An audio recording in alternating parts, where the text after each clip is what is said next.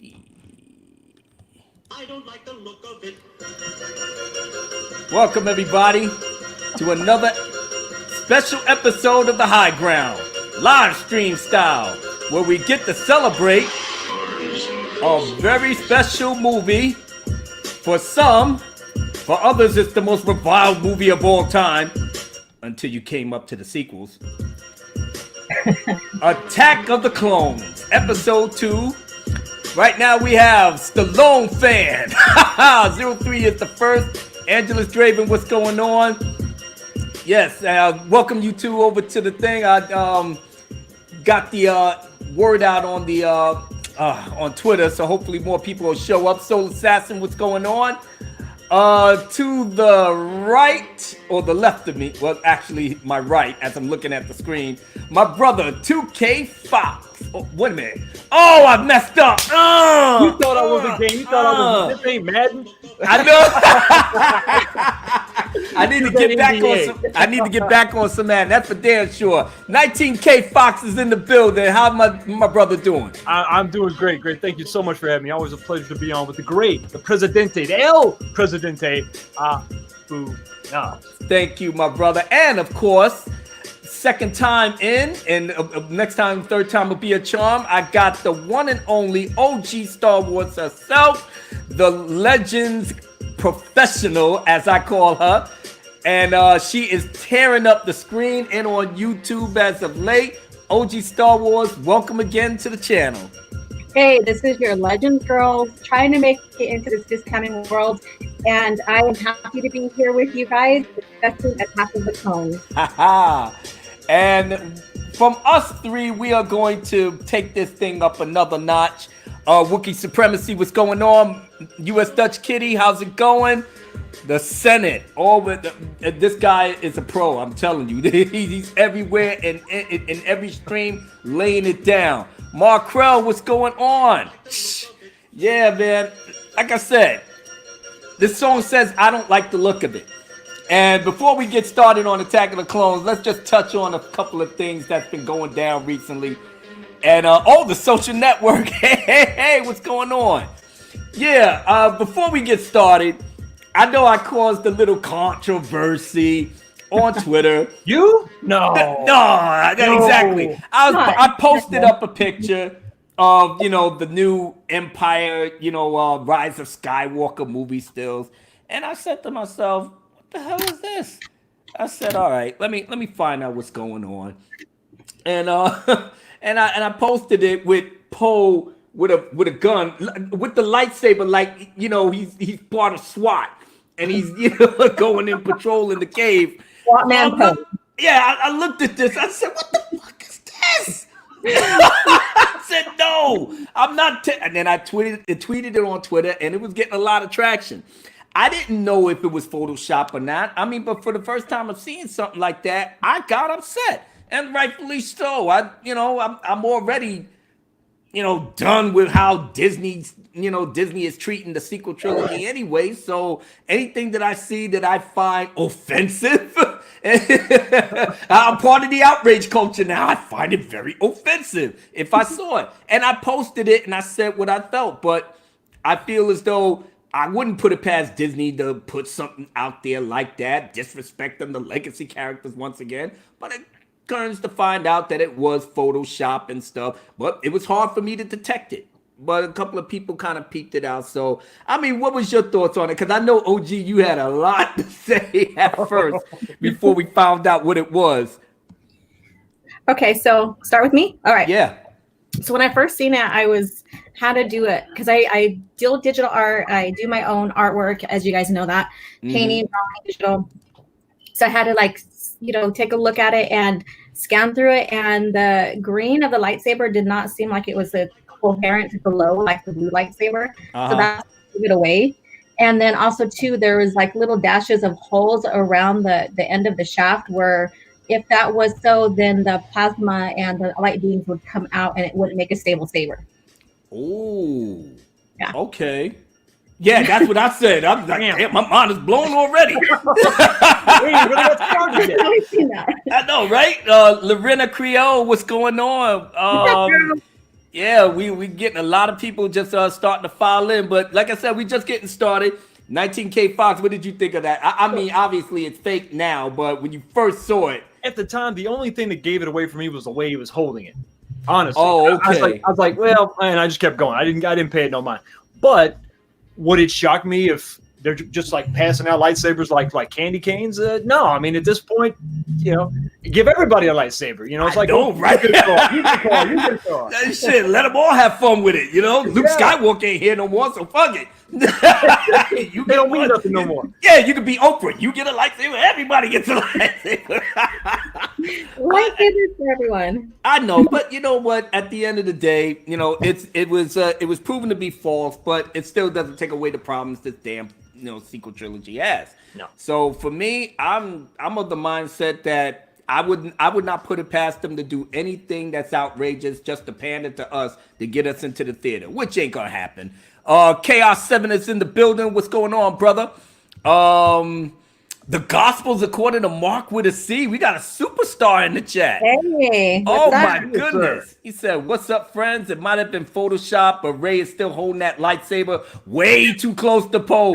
She should be burning the hell out of his arm." Yeah. Yes. I ain't even think of that, to be honest with you. But you know what? It's Disney Star Wars, Mark. You like I said, they're just putting things out there, just hoping that it stick. Right now, Baby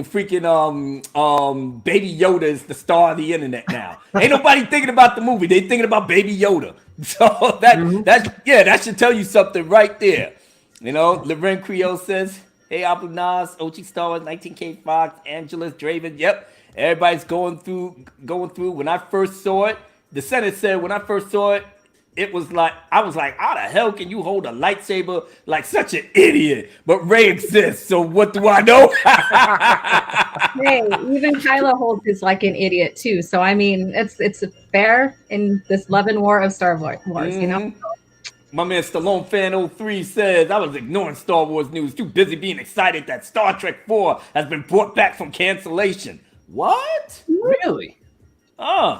Soul Assassin, you get a lightsaber. You all got Baby Yoda in there. Yeah, be careful. That's copyright infringement from what I heard. Chaos 7 says, "However, there's still a problem with the way he's holding it because the blaster doesn't have recoil, so you don't need to hold it like that." Yeah, totally agree. But at the same time, Exaggeration Nation up in here. Abu, much love, brother. Awesome panel tonight. Yeah, man, I got lucky. I got real lucky. I'm choosing. I'm trying to stay with those that have been with me since our live stream with showing love to the Fandom Menace. I couldn't get a hold of John Matrix because after I was sent to Twitter jail, and I'll be touching on that in a second. I was sent to Twitter jail, and I lost all the people's accounts. So I was trying to get to him. He hasn't responded to me yet because I did find him. Now I'm sitting up here like, damn, he didn't get back to me, so I got to do something. I knew you said you was going to try to come over, but I said, oh, gee, wait a minute. Perfect excuse to get it back on the channel. Perfect. So, yeah, it ended up pretty good. Let's see. The Senate, can Baby Yoda force push Rey off the Death Star piece and into the ocean so we can at least laugh at the movie? You know what? If I was the director, I would put that shit in there without no problem. That's when we'll find out she has gills. Come on. Exactly. She'll float up exactly. And Kylo would just wet his hair to make himself look more sexy to her. And I can't with these two. I can't. They deserve each other for real. Yeah. Your 19K Fox, your Knives Out in review. Oh yeah. How did you stomach yourself going to that movie, listen, man? it was tough. It was tough. I can't lie, but I had to. For me, it was the last missing piece of the puzzle. Right. Could this guy actually pull it off and do something well? Writing and directing. Could he do it? Because if he couldn't, then he was just a moron and he just screwed up because he has no talent. But right. I'm telling you what, it opened my eyes. He pulled that movie off, which means he totally knew what he was doing with Last Jedi. So all the hate is well deserved on that man. Lay it on him. Oh, okay. Yes. The Rookie Critic, $2 super chat. Hail, my friend. Hell, rookie critic. You know I'm gonna bring you back on my channel pretty soon, man. So just stay tuned, because I want to try to get the old band back together. And you know what I'm talking about, man. But thank you so much for the $2 super chat. Ezekiel Morris in the building. Wow, we getting a lot of people just popping up. That's what's up. Awesome. You know, 26 people in the chat right now. Lily Patton. Lily Patton is here. Hello, Lily. So good to see you. And U.S. Dutch Kitty tearing it up. So yeah, just to touch on my my escape from Alcatraz, as it were, because I don't know if my good friend and troller, Mr. Mecca McCheese, might be watching, because the whole thing started off with this dumbass trying to disrespect my brother. At Exaggeration Nation, Jesse. I wasn't having it. Anybody that disrespects my people, I'm getting in your ass. So I did. But nothing in the course of the conversation, especially when I retweeted that thing, that I told him you was my victim, but I was just gonna have fun with you on YouTube, because you're a clown. I'm gonna make other people know that come in my chat that you's a clown. And we just gonna have some laughs at your expense. So when you get on Twitter, everybody gonna know, like, I would not played you. Yeah, exactly. So then you're gonna feel all bad, and you don't have a girlfriend anyway. I mean, somebody with a name like Mecca McCheese, obviously you socially challenged. So I don't expect you to, have anything of worth on that order, but I saw he was making the rounds. What happened, babe? Mecca McCheese sounds like some kind of STD. I'm so sorry, but yeah, it sounds like it sounds like this dude just was running roughshod with dairy products, and the doctor said, "Damn, man, I don't know. It don't look too good for you, partner." Well, what are you gonna do? Well, I'm gonna disguise myself as the Terminator with a cheese. That's what he said to me. He said I was in disguise as the Terminator with a cheeseburger. He said, "Don't assume my gender." I wanted the shit out of him behind that. You dummy. I said, all right, well, whatever. But I got in his ass some more, and then he started seeing the writing on the wall. He was like, damn, I was trying to troll Abu Nas. I was having fun trolling everybody else, but this guy's a little bit too much for me. I think he's a real troll too. Damn. And he said, I'm his victim? Oh, hell no. I got to go to Twitter police. He ran over there, knocked on the police door. Who is it? Is it Mecca McCheese? Can you let me in? I got to report somebody. And they came in and they's like, well, who do you have to, what the fuck? What are you looking like? Oh, you a hamburger or a cheese? I'm a cheeseburger. My name is Mecca McCheese. But listen, I got into a little beef and a problem with this big YouTuber. His name is Abu Nas. I said he was a small YouTuber, but he's much bigger than me. I kind of low key digging him, but I can't let him know that because I'm a troll. So just please get rid of him. Please get him off Twitter. And they was like, wait a minute, Abu Nas, you mean the president? Holy shit, he escaped from Twitter Supermax like 3 months ago.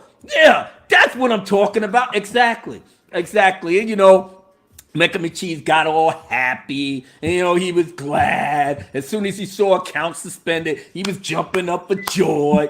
That's okay, man. That's all right. I understand your pain, Mecca. I understand your pain. You disrespecting people left and right. You jealous. You could be a troll account, or you could actually be somebody that we may know. Because we had a lot of people going after our community and the fandom menace as of late. I was off Twitter when all of this shit went down. Darth Kitty Cat Jr., Kitty Cat Sr., Kitty Cat the Third. You know what I'm saying? Other people popping up. Like, where's these people coming from? But Stephen Walton and Drunk 3PO had a theory. And they said, yo, these may be people that we already know that may be jealous and they not in the know, or their channel's not growing and they want to spice it up. Come on, man. If that's the case, then that's really bad. Like I said, growth on Twitter depends on how much you put in it. You understand what I'm saying? And whether Jeremy gives you the endorsement or not or whatever, it's just like he says, I could bring people to the water, or I could bring people to the party, but y'all the ones that got to make them stay. So it's still going to be up to you whether he gives you the endorsement or not. You know, I only got one endorsement for him, and that was damn near almost 2 years ago. You understand what I'm saying? But I got a day job. Exactly. Right. I got things to do. I'm not quitting my job behind this. I mean, I wish I could, but I'm not. So, and especially in light of what's going on nowadays, shit, I might as well stay my ass put, you know, and try to do this on the low. You know, Luke McGurk, what's going on? No, you're not late. You're right on time, Lukey. Don't even worry about it. We getting ready. We're getting ready to get started. I just need to clear up this Mecca McCheese bullshit right now. So back to Mecca. I said to myself, yeah, man, I was out for a little bit, but you know, he got mad because I came back. Now he ran the Twitter police. He's doing it again. You don't know how I'm coming back. I could have like 1,000,000,001 account. I could have like other people make accounts for me. You don't know, and you'll never know. The only reason I'm saying this now because I hope you hear and you have the balls to say something. That dude, ain't nobody threatening you. Nobody cares about you. Why would I threaten somebody that don't have a location on his Twitter handle? He's a fucking cheeseburger dressed as the Terminator, and he calls himself Mecca McCheese. What is there to threaten? I might go get my hands on you. You could be in the goddamn the fucking Norway, Iceland, Japan, you know, Moscow. You could be anywhere on the planet. West Bubblefuck, and nobody would know. Nobody would know. You're probably some overweight dude that just sits at home. You know, your mom calls you. You're taking care of your mom. You have no job. You're probably, you know, doing community service and shit. We don't know. So why are you getting all bent out of shape? You know? And so I guess I had that effect on him for somebody to go there and do what he did. We got the show back in the house. Hail panel, hail chat. What's going on? D. Pensack, I haven't seen my brother in a minute. Oh, man. Even Albanas, 19K Fox, and OG Star Wars to the chat. Yeah, man. Mm-hmm. Oh, man. It's so good. Avi Visman. The mics. I'm getting ready to blaze, man. Just stay right there. We got Riff Marcos, $5 super chat. Super chat for the prequel love. Keep up the good work, brother. I am. I'm trying. And thank you so much, Riff, for the super chat. I'm so glad that you are here. Because like I said, I'm just going to give a little preview to the how should we say, the Mecca, the McCheese trilogy, as I call it. I'm making my own trilogy. It's the McCheese trilogy right here. So I'm gonna get started with part one, because part one you're gonna like it. You're gonna see exactly like, damn, man, you had to go through all of that with this dude. Yeah, man, it's real out here in the battlefield with this guy. But for anyone that didn't know the story, that's just now coming in, let me tell you a little story about my boy, my brother from another mother. Nah, I'm lying. You know I'm lying. Some low-life bastard, you know, with a troll account. He said, what did he tell me? He said, I bet you won't do this on the live stream. That was the last thing he tweeted to me. I'm gonna retweet it on Twitter just so y'all guys can see it. He said, I bet you won't do it on the live stream. Really? You gonna say that to me? All right, motherfucker. Well, here it goes. Ha ha. All right, now, everybody, I'm gonna start this party right here. Now, this goes out to that, how should we say, that low life, that begging and sucker for love, the one and only, and not from Sony, never a phony. No, he definitely is a phony, and he's a punk-ass macaroni. Mecca McCheese. I'm making you famous, boy. So understand this. It's how the president get down for your punk ass. The president was chilling, doing God's work. Then I saw a little fuckboy acting like a jerk. He was trolling my friends like he had experts. So I figured, let me get on there and get his feelings hurt. He thought he had an easy mark stepping over here. Then I got up in his ass, had that bitch running scared. Oh yeah, he ran his mouth off on the wrong dude. You know how I do, and you know I came through. But Mecca McCheese was a tag name. A troll account trying to get a little fame. There was nothing to gain, going to war with me. So we called Twitter Popo to get the help he need. They said, what we want with a sucker like you? Do you got something good for us to pursue? Yes, sir, I do. And his name is Abu Nas. Please come and get him. I don't know how long I got. What? We was after him for 10 and 3 months. You're a good little snitch, giving us what we want. Report all his tweets and say he was a threat to your well-being and let us do the rest. Ha! You see where I'm getting at, everybody? Well, check this out.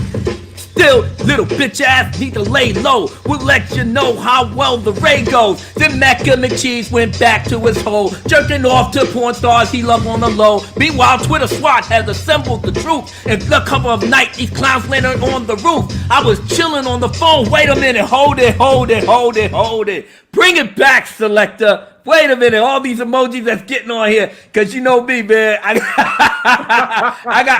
gotta bring some respect back in the president's name. Let's go. Here we go, baby.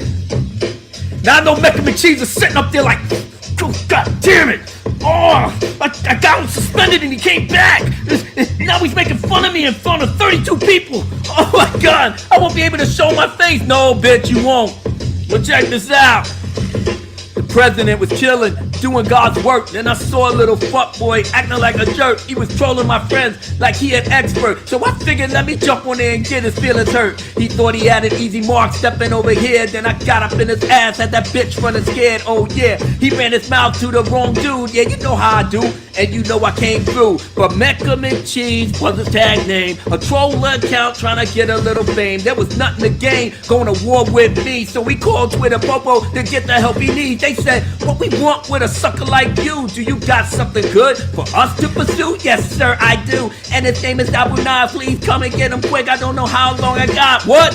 We was after him for 10 and 3 months. You're a good little snitch, giving us what we want. Report all his tweets and say he was a threat to your well-being and let us do the rest. Still, you need to lay low, but we'll let you know how well the raid goes. Then Mecca McCheese went back to his hole, jerking off the porn stars that he loves on the low. Meanwhile, Twitter SWAT had assembled the truth. In the cover of night, these clans landed on my roof. I was chilling in the cut on the phone with a chick. Yeah, the convo was lit, but something was amiss. So I told that sexy bitch, catch you later, yo, I'm out. And I feel there was something wrong inside my house. I heard a thump here and I heard a thump there. I said to myself, I will be prepared. Got the Glock 18 out with the full click, double barrel shotgun, yeah, I'm ready to resist. I heard an explosion, they came through the door. They said, freeze, motherfucker, get down on the floor. I was on my bullshit, new number, who's this? This is Twitter police, and we finally got you, bitch. Then all I heard was bullets tearing up my house. I didn't waste no time, ducked behind the couch, then I started shooting back like a Vietnam vet. Hit a dude in the neck, another one in the chest. He didn't fall down cause he was wearing a vest. I was trying to figure out what to do next. I didn't know 3 others came from the left, pointing guns to my head. If you move, then you're dead. Put the cuffs on me, back to prison, yeah, we done. Little knew they know, SEAL team is on the run.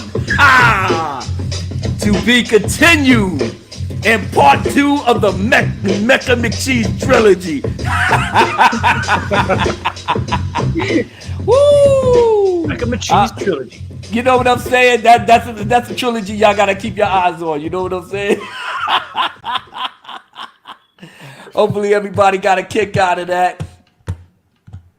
I know one thing. I know one thing. That boy had this coming, and I was just waiting for the right time to just spring it on him. Oh man, yeah, everybody's having fun. That's good. All right. Now that we got that little thing out the way, let's get to the meat and potatoes of why we're all here today. We're all here today to celebrate the pretty much a very controversial movie. Very, very controversial movie. And in the swing of things, Attack of the Clones got so much notoriety from the writing and the dialogue and how, the actors, did their lines. But nobody can't say to me, nobody can't say to me that the last 45 minutes of Attack of the Clone was beyond epic, especially if you got to see it in the theaters. Mm-hmm. And I still can't find nobody that will tell me that it was just Attack of the Clones was just garbage straight through and through. You had to have gained something, and especially in light of what we got now, you really can go back into 2002 when this came out and really appreciate how it still felt like Star Wars to you. It felt like that galaxy far, far away, using and having all the things at their disposal to give to you to make you feel like that. And plus, the maker George Lucas was telling his story. 19K Fox, what's your feelings on Attack of the Clone as If you as look a back whole? at it now, especially, what we got, where it took us. We were able to go back to Tatooine. Mhm. We were able to see a young Uncle Owen, Aunt Beru. He recreated those sets from New Hope. And if you go back, and now we have the luxury of, we can watch Attack of the Clones, watch New Hope just right side by side, flip back and forth even. And you can see the comparison, how they faithfully recreated that. Right. And gave us more of an onion layer of, like, one of the throwaway lines was, he's in New Hope when Aunt Beru is talking about Luke and said he's just too much like his father. Mhm. And then Uncle Owen says, well, I know, I hope not. I'm afraid you're right. I always wondered how they knew each other. Did they ever meet? Was it just he knew of Vader, he knew of Anakin, or did they actually meet? And in this movie, we got to see that. Right. Yeah. So overall, though, I think you hit the nail on the head. Once we get past Naboo and we get to Tatooine and we get to what's going on with the clones and all that and the in-battle scene, that's much better. It's a much better part of the film. Right. The first was a little kind of janky. I think the CGI was so much better than Phantom Menace by far, and the way he was able to recreate, Coruscant was I'm not gonna say flawless, but it was worlds hand over feet better than Phantom Menace. So pluses and minuses, probably the worst of the prequels, but not trash by far. Yeah. OG Star Wars, your overall assessment of Attack of the Clones. All right. So I really love the world building, and me, I geek out on all that. I love the fact that we have a bounty hunter that's a woman after Padme. What? It's a shock. Yeah, I know. There was women characters. Powerful women. Powerful women. Yeah, and what I really, really love about that too as well is that we get to see the relationship of Anakin and Padme established, because of course it leads up to Luke and Leia. And with that, we get to see their adventure, how capable she is, as well as how conflicted he is.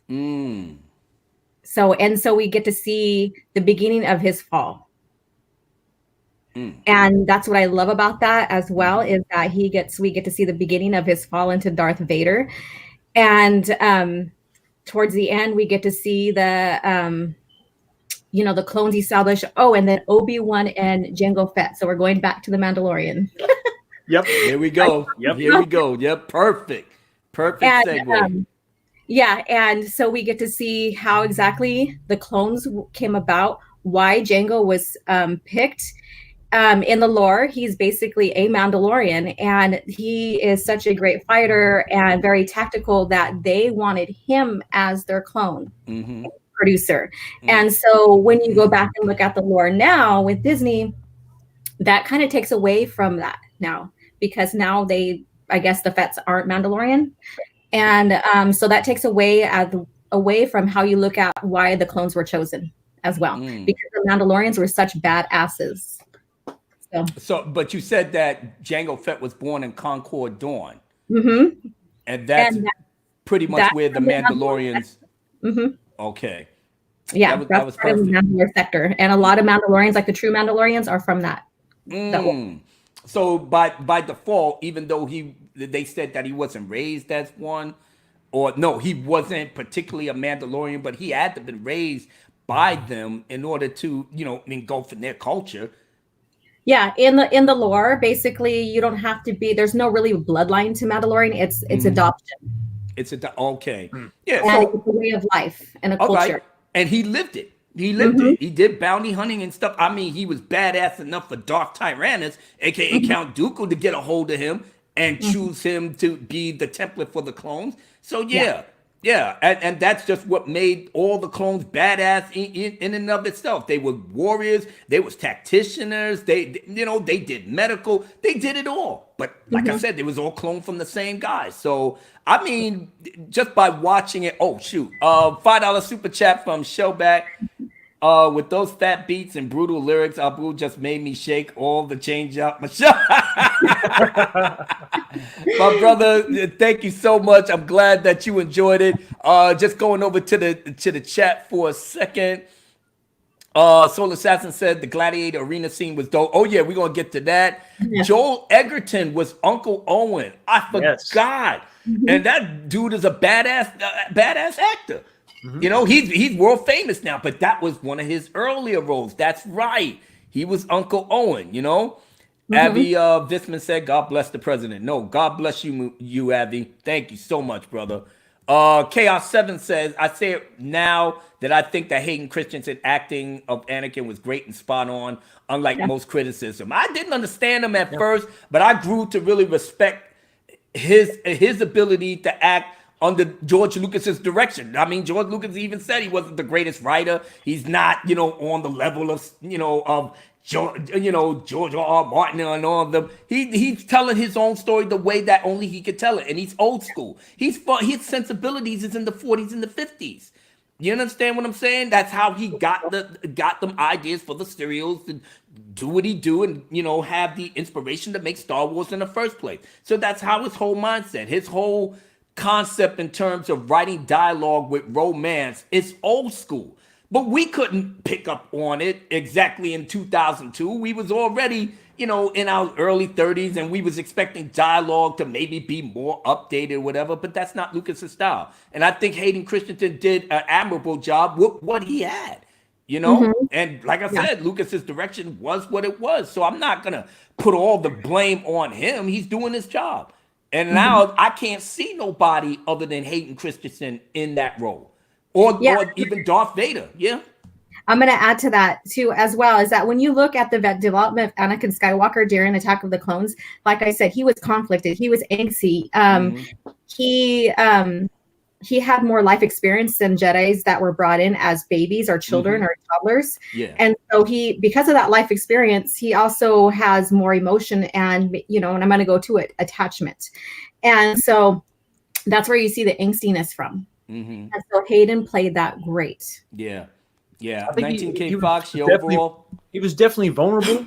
He was a little whiny. Angsty is a really good word, OG. I think that's perfect. But I think that's what he needed to portray, and to find someone that could pull that off, and then also pull off someone who you could see was a skilled warrior that would become that badass that is Darth Vader. That's a tough thing to do. And I think that for the most part, I think what you said, Abu, there were shortcomings in the script. The dialogue was not all that great. So you're dealing with the hand you're dealt. And I think for the most part, he did okay. He was fine. He was not horrible by any means. And I think he really brought it home in the next film. So, I not that I'm giving him a pass, but I can't give him a hard time. No. System Error said, I watched Attack of the Clones back to back with Mando Episode 3, and Attack of the Clones is more epic. Lucas cinema is special and irreplaceable. Amen, brother. Attack of the Clones is one of the most unfairly shat on movies of all time. It is. Agreed. It really is. I mean, I can understand how people might have thought at first that this was something that, why is the acting so bad? And people was giggling and laughing behind it. I was in the theaters opening night. I was. And up until the fireside chat with Anakin and Padme, when he was saying those things, the only laughter that they got out of it was that when he said, I couldn't breathe, and that was the only time people laughed. But after that, they was fully engaged in it. So I don't know how every theater responded to that particular one, because everything else, like I said, people didn't find no fault in it. If anything, it ramped up once Obi-Wan got the Kamino. But I just can't shit on Hayden for doing what he can with as you said, with the dialogue that he had. Stallone, the fan said, Attack of the Clones is still meh, but not TLJ bad by far. Yeah, we got what was worse. If you really wasn't feeling Attack of the Clones and you said, well, what could be worse than that? You got your answer. Now you can look at Attack of the Clones with a little bit of, it really wasn't all that bad. As a matter of fact, it just feels, and like I said, Stallone, maybe it just feels like Star Wars to you just a little bit more, especially when we got, squeezing titties, Jake Skywalker, sucking on that sword. Yeah, Leia choppers flying and Lando putting pinkies up in Socket's ass. And yeah, dude, you can actually vibe to, you know what? Hayden wasn't all that bad right now. Just looking at it from that point of view, of course not. You know, we got Raven the Blackbird. Phil Brown was the original Uncle Owen. That's right. In the OG trilogy, Phil Brown and then Joe Egerton. Yep. Crack Skull Media. Is that a thread? I am not too sure. Talking about your background, OG. Threads. Oh yeah, I was explaining that in the chat. Okay. So yeah, I do Native American beadwork and I sell bead supplies and stuff. And so that is my supply of beads and stuff to sell for artists. Yeah. Oh, okay. Nice. All right. Hopefully answered your question. Art Bunker says, I got a lot of problems with episode 2, but you can't tell me if your mama had been tortured, you would not go on Anakin or all them sand people. Exactly. Exactly. That's real life shit right there. Yep. And but let's start with how Padme, like I said, how they started this off was foreboding enough, especially every Star Wars movie, when it starts after the call, it pans down. Every Star Wars movie except Attack of the Clones. This one, it panned up. And a beautiful shot of the ship going over the Coruscant. I knew something was wrong when it panned up. And no other Star Wars movie did that. That alone just told me something's going on. And then the fact that Padme get out, you know, they said, we got the Coruscant, nothing could go wrong, and boom, an explosion. They already came out with the drama out the gate. And John Williams' music, the soundtrack to Attack of the Clones is so underrated by every stretch of the imagination. He was doing some of his best work with the prequel trilogy. The prequel trilogy the soundtrack from all 3 movies is epic. I'm going to add to that one. George Lucas. Okay, so he made film industry, I guess you could say,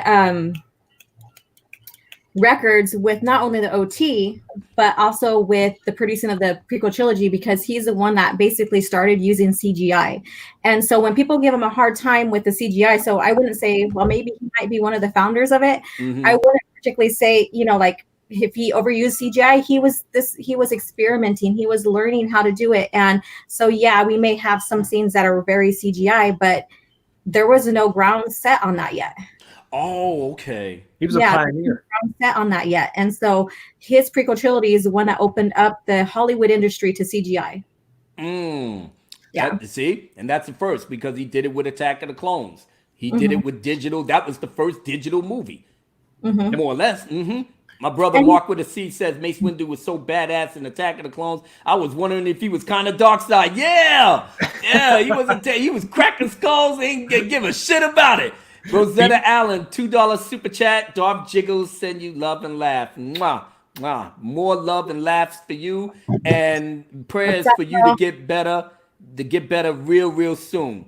Luke McGurk says, that scene in the arena where Mace Windu walks in with the music and you see his feet, then behind the headshot, the BAM! Lightsaber ignites in front of Django was so badass. Damn right.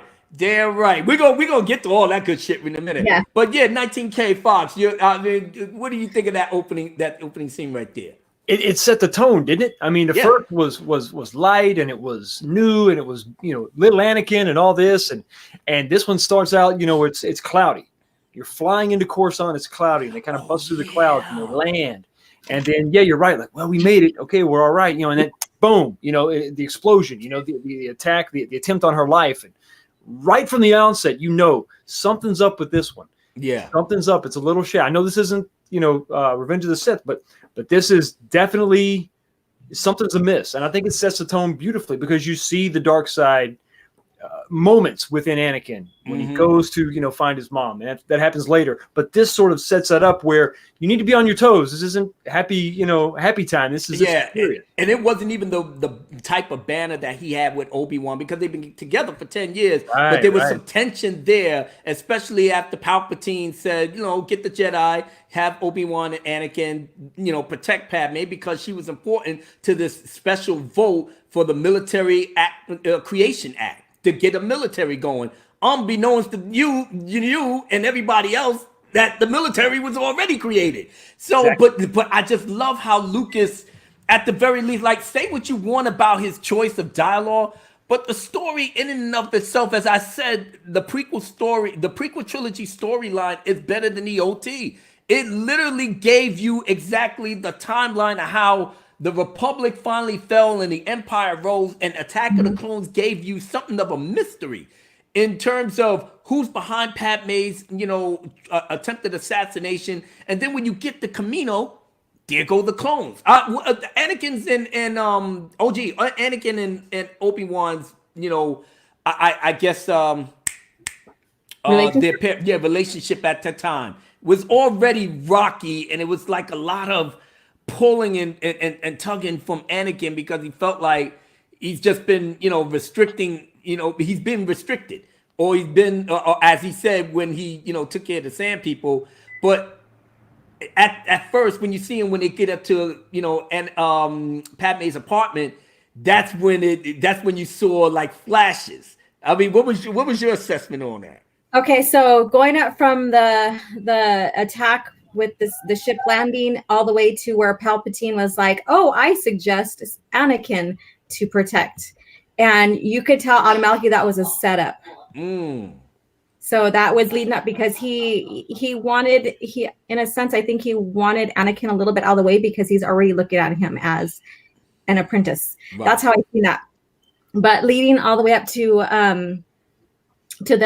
his being sweaty and thinking about Padme and stuff like that, again leads back to the attachment, and then all the way up to protecting her and discovering the hit on her. And so, like I said, it was brilliant how he did that, and how we got to see his that change. Right. And I'm trying to find the best words, but basically his progression to his downfall, I guess you could say. Yeah. It was brilliant. And just fast forward through all of that, after they got through finding out that Jango Fett had hired the shapeshifter to try to take her out, and then by the time Obi-Wan finally took her out in the little nightclub scene, which I absolutely love, how they show Coruscant's underbelly. Not the place where everything is nice and bright. They showed the gritty, just where the regular people be at, going in there partying. I love that. I absolutely love it. 1985. Then you get a kick out of seeing them do their little thing at the pool table, or whatever it was. They was gambling or whatever. I love the little cantina scene, the urban cantina scene. Where you got the same sort of dynamic, but it's obviously upscale, and you see, it's so funny. With Anakin, he will show you a little sliver of brilliance. Like, he was the first one to sense that those assassin worms or whatever were in Padme's quarter. So okay, he's on it. He senses it a little bit before Obi-Wan does. So he's obviously got skill, he's got talent, he's blessed, but he needs constant correction. And Obi-Wan is still, I think, a young master, so he's not as patient. So he's maybe overcorrecting a little bit. So their banter, both of you just touched on that perfectly, going back and forth. And then it kind of, in a way, culminates in that scene where you really see, when they're on the job, Anakin walking around, Jedi business, go back to your drinks. The girls are sitting up there. Well, I want a drink from you, Anakin. He was all confident, suave, and debonair. Meanwhile, Obi-Wan trying to get his drink on, and told the dude, "Oh man, the classic scene. You want to buy some deck sticks? You don't want to buy me no deck. I want to buy no deck. You can go home and reflect your life." Oh my goodness! Everybody was literally clapping at that scene. Yes. How could you not like that? And then we finally get to the Jedi Council, and then everybody was like, "Well, there's something going on," So he told Anakin, "Take homegirl back to Naboo, where she'll be safe, and we're gonna send Obi-Wan over to Kamino, and because he found out from Dexter and the diner scene." Again, separating Obi-Wan from Anakin. That, you see how that played out now? Yeah. And it like when you look into the lore and stuff, Palpatine was basically clouding the judgment of the Jedi with the dark side. And so he had this grand design, and when you look at the greater picture, that's separating the two. Right. Mm-hmm. Mm-hmm. And then when Palpatine, before they left, before Obi-Wan went to the diner to see Dex, and I'm not even gonna front, I kind of like the diner thing. I did, you know, the little robot said, "You want a cup of chow with you?" I want things like that to just like I said, we don't get that in the Disney trilogy. You took us to the bullshit Canto Bite. And you've seen all these people getting it in, drinking, carrying on or whatever. Yep. We don't get no type of Star Wars flavor where maybe Rose Tico could go to the bar and be like, "Hey, can I get some Jawa juice or something?" You know, Kamino special or nothing. Even that little scene was okay. Maybe that was Lucas kind of indulging himself a little bit. He wanted that scene, and maybe for some it felt out of place. But he went there and he got a piece of information that pushed the story forward. Yeah. It wasn't some ridiculous side mission that didn't matter. Yeah. I was going with that. That is the scene where we have our quiet moments in Star Wars. Mm-hmm. Yeah. And that's very important. And George was brilliant with that. The quiet scenes, he went on a mission. He got exactly what he needed. He completed that mission. Very different than Disney trilogy. Yeah, very different. And then Palpatine in that little short scene with Anakin where he said, "So they finally sent you on a mission." And he said, "Your patience has paid off." And he said, "Your guidance more than my patience." Then basically we get to see right off the bat that him and Palpatine has been keeping in touch, and he's been dropping the little things on him for a while. And then I love how Lucas did it. He said, "You don't need he said, "You don't need guidance, Anakin. I see you becoming the greatest of the Jedi." And as he was walking, he's walking with his hands like this, like the Emperor. Like the Emperor, right, like the Emperor, and the shadow and the silhouette. And he said, "I see you becoming the greatest of all the Jedi, even more powerful than Master Yoda." So he's putting stuff. Yeah, he's putting it in his head, and I said, "God damn, the foreshadowing in this movie is ridiculous." Because we already know what's gonna happen, and I freaking love it. Oh, wait a minute, $2 super chat from Rosetta Allen. McCheese defended the idiot for attacking my medical. Really? Oh, what the hell? Somebody need to report him. Yeah, really. You know, he's probably salty. He's gonna be more salty now after he see this. So. Bunch of a sucker for love, man. I really, but don't worry, don't worry, Rosetta. He's gonna get his. Like I said, somebody gonna ban him, you know. And Stallone fan said, and we got Sam Jackson kicking ass in Attack of the Clones before he started sleepwalking in movies like RoboCop 2014. Oh man, Stallone is a savage right now. What's going on? Geek in Disguise. Oh, Cracks go. Oh, so you got a new new name. Okay, Geek in Disguise. All right, I know you, brother. Now it makes sense. Our bunker said, "Best line. Why do I have the feeling you're gonna be the death of me?" Oh my God, that's right. That is right. I'm just like I said, just brilliant dialogue sprinkled here and there. Everybody laughed in the theater when I was there too, because we knew we was in on the joke. It was like, yeah. Oh man, Soul Assassin Lucas demands a genius ahead. Yes, George Lucas was ahead of his time. He really was. You know, and I'm sorry to say they really dropped the ball by not even making him at the very least a consultant and throwing away his story treatments, because it would have been, like I said, it's a lot better than what we got here. System Error said the key to the prequels is to understand that he had to tell the story in the way that was suitable for family entertainment so he could sell it to Disney. Once you see that, you can see his genius. Yep. Good call on that, brother. But by the time they went off on a separate mission, I mean, back to Naboo, and you see Padme looking all sexy-licious with the little drop bag dress and the little bear. How can Anakin not want to get up on that? I'd have been like this. Everything she wore had a corset. Yeah, I mean, you assume what a woman wears. Remember, you're gonna charge those SJWs.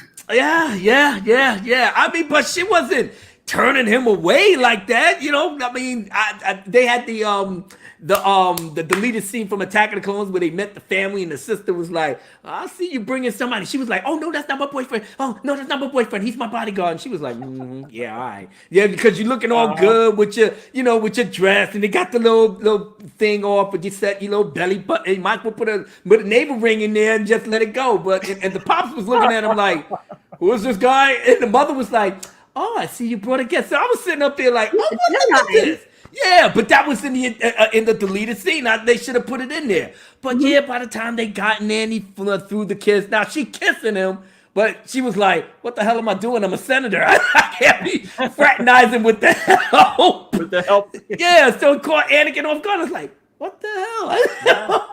I can't deal with that. So, but he kept it gully. But he basically, when they got to the waterfall, that's when that scene was perfect. Because it got to the core of who Anakin really is deep inside when it comes to authority, you know? Yeah. Padme said it the best. He seems like the Republic just don't seem like what it used to be. And the problem is people need to, you know, to come together and stuff and, you know, fix the problem. Anakin pretty much said, well, you know, we get the senators in there and just have somebody, you know, give them the direction. And she said, well, who? He said, you? And they said, no, not me. Somebody wise. And it's like, sounds like a dictatorship. And he said, well, if it works. And he said it in a way. Another foreshadowing. Yeah, when you look at his face, he was dead ass on that. He was literally dead ass. And I said, wow, that's Darth Vader just pointing out right there. Yep. And that goes back to him and Obi-Wan's relationship, because Anakin he was very, very prideful because he knew he was a chosen one. They kept on saying, you're the chosen one, but we're not going to give you master.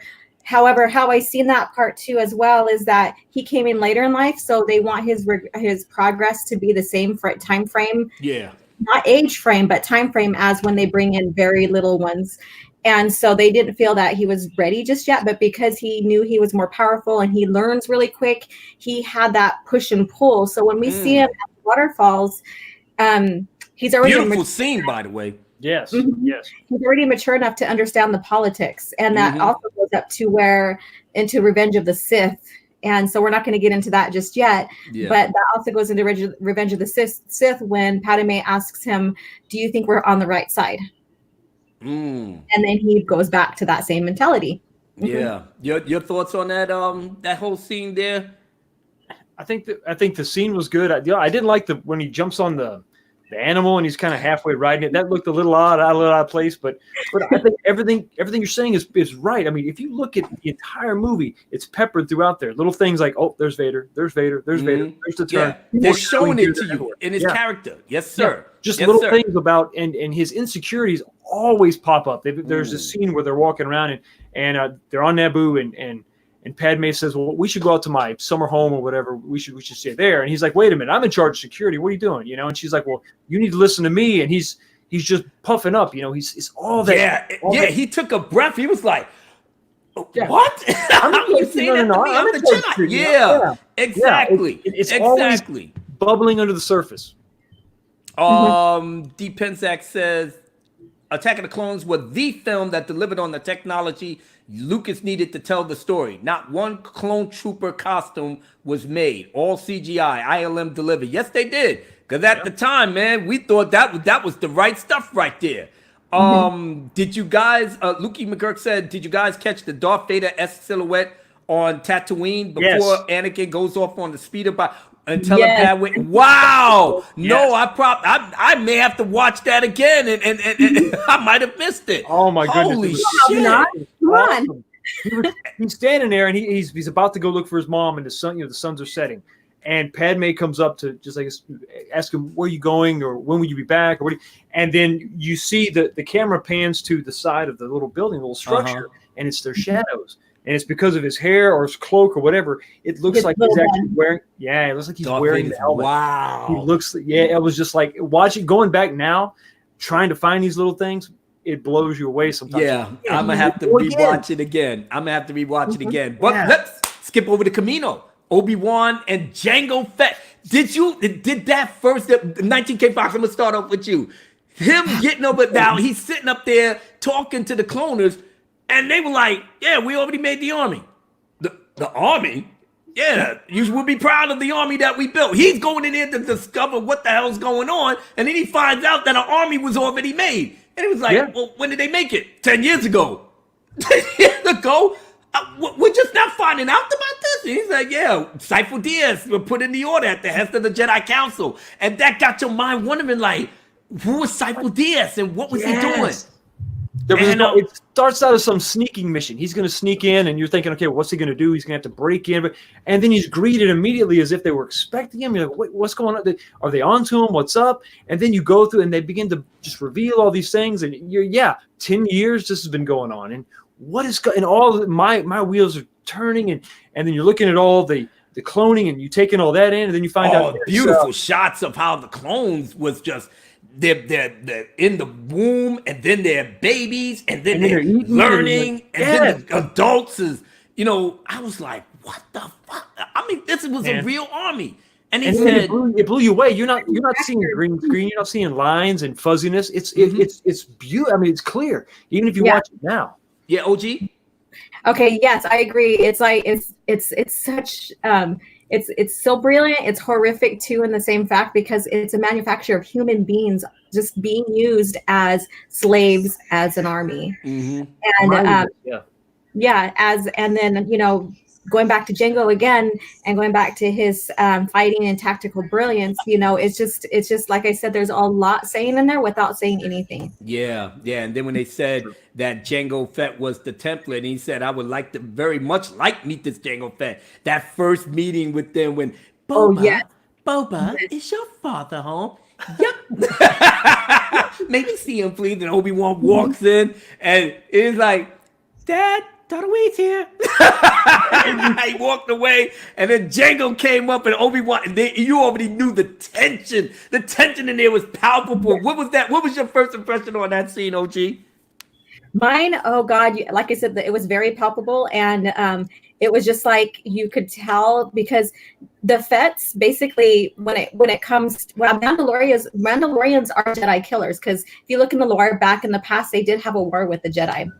That's true. So there's that history behind that some people may not know about, and so when you see that between them, you could tell there is some bloodlust in Jango's eyes when he looks at Obi-Wan. Yes, and Obi-Wan senses it through his force ability, and so he holds himself steady and keeps himself calm. And Obi-Wan was like honing in calmness through this whole thing. Yeah.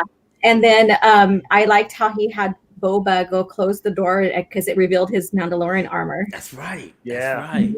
19K Fox, your impression, man. That first, when they staring each other down, boy. You got Boba, and your mind was just blown, and then here comes Jango, and Jango just walks in, rolling up his collar, and they just have these, but their eyes never, they just stay locked, and then they're talking fake and say, "Oh, it's always a pleasure to see a Jedi," and he does, Obi-Wan does a little fake bow, but they're just locked, and you're like, man, is this about to go down? What's going to happen? That's what I was saying. They was going to lock a head horns right there. There's no way he's not going to. And it was just like a standoff, And I mean, you could tell it was just, you could cut it with a knife. It was so tense in there. I love that scene. I love that you saw little Boba Fett. Boba Fett just sitting there taking it all in, like, oh shit, it's about to go down. He said, "Have you ever made your way to Coruscant?" Jango was like, "Once or twice." No, he said, "Ever do to Coruscant?" Possibly. It was like, yo, throw the pro punch already, But when they got outside, that's when they got it on.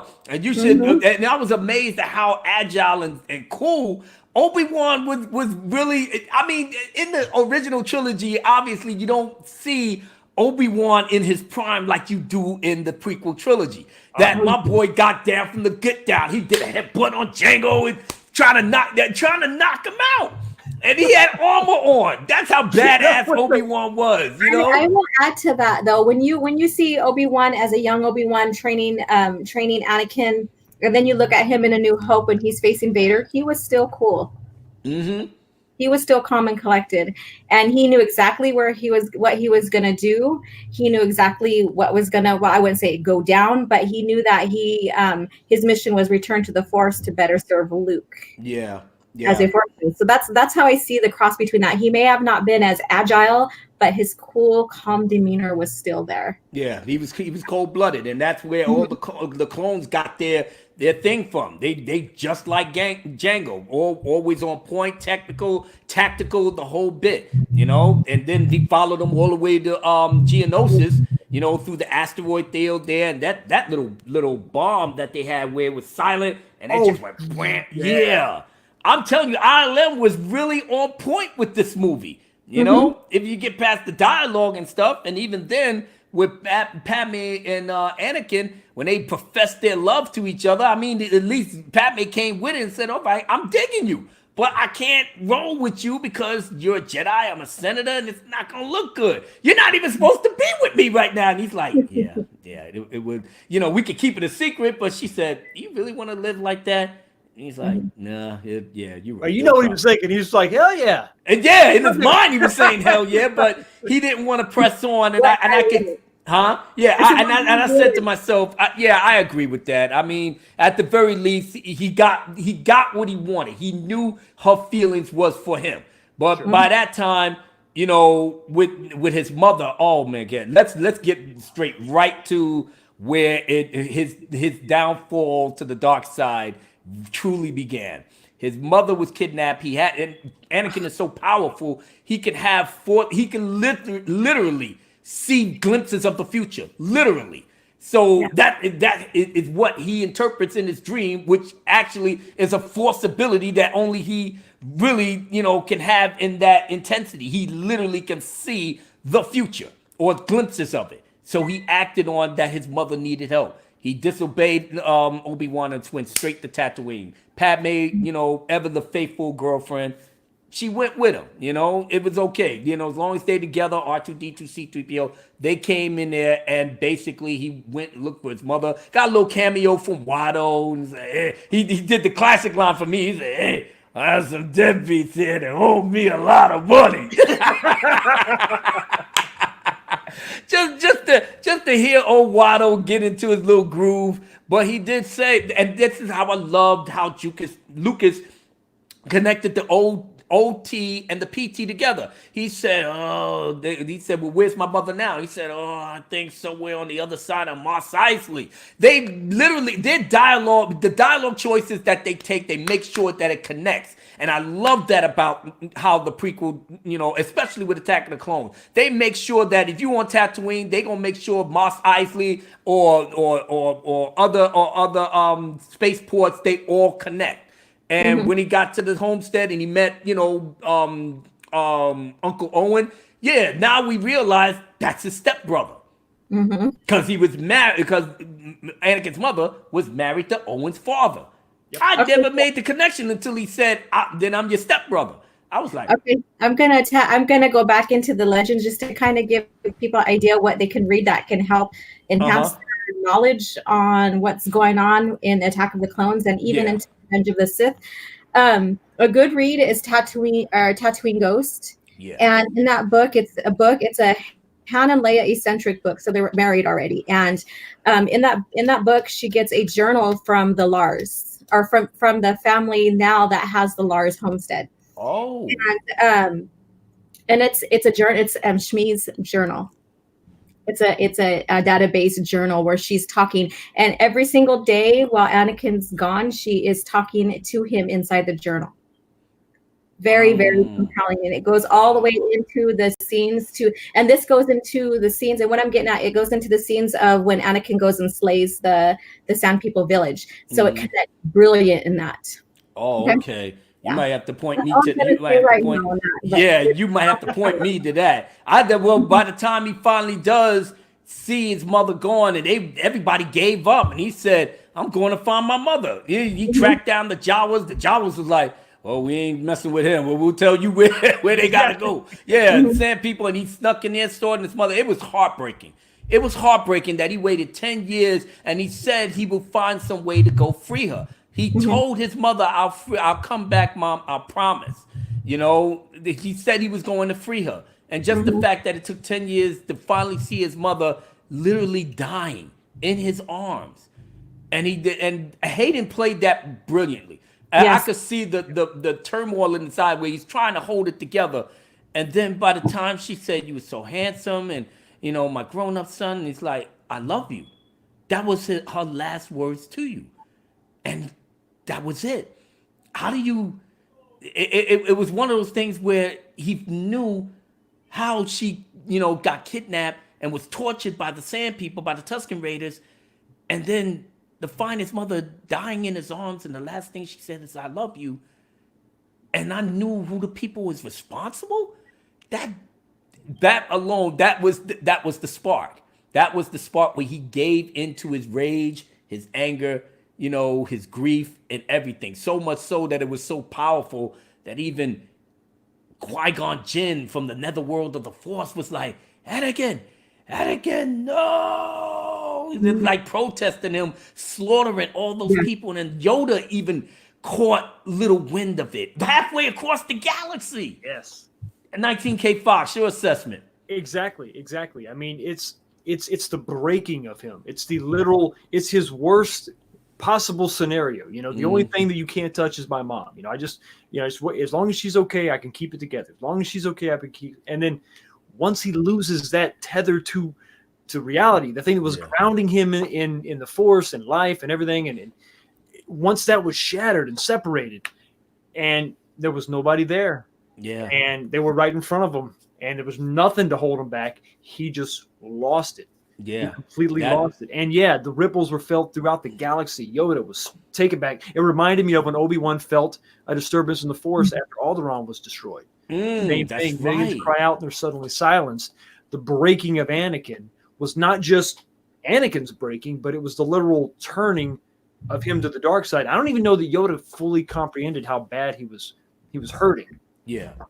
But it was amazing. He was in pain. He said he was in terrible pain. Great pain, yes. And just the fact of losing the woman who gave birth to you, it was just a shock to his system, especially in the circumstances that he did it. That's why when he killed all those people, and then by the time he got to the ranch with her body, you understand what I'm saying? Having to, bring his dead mother in. She was gone for weeks.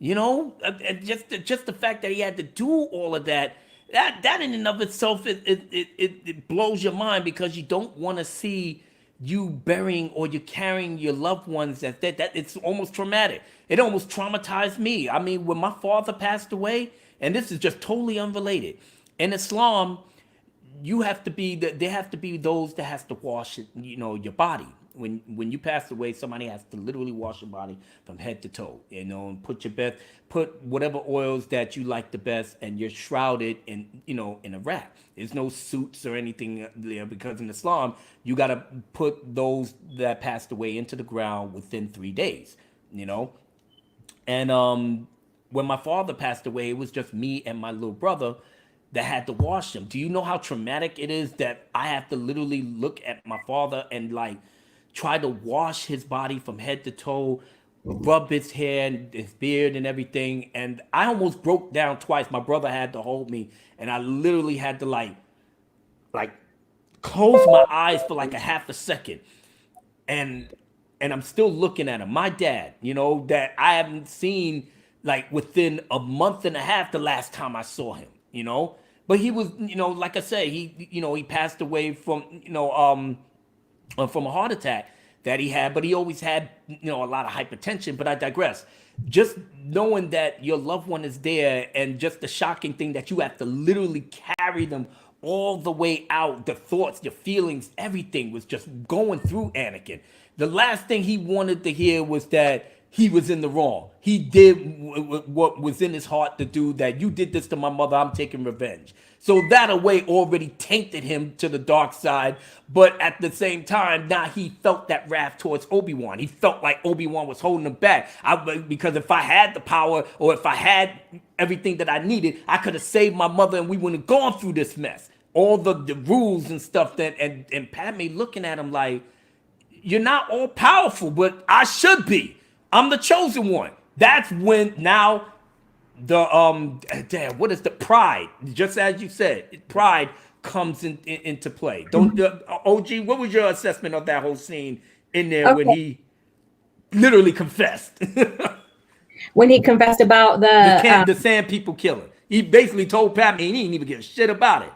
Yeah, basically, again, another progression scene of his turn. And it goes back to his attachment.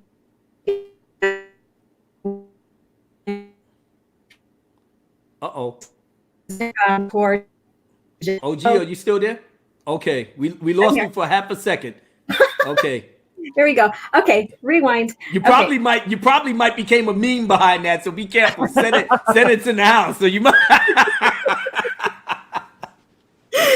Okay, well, we are all victims of that, right? Mm-hmm.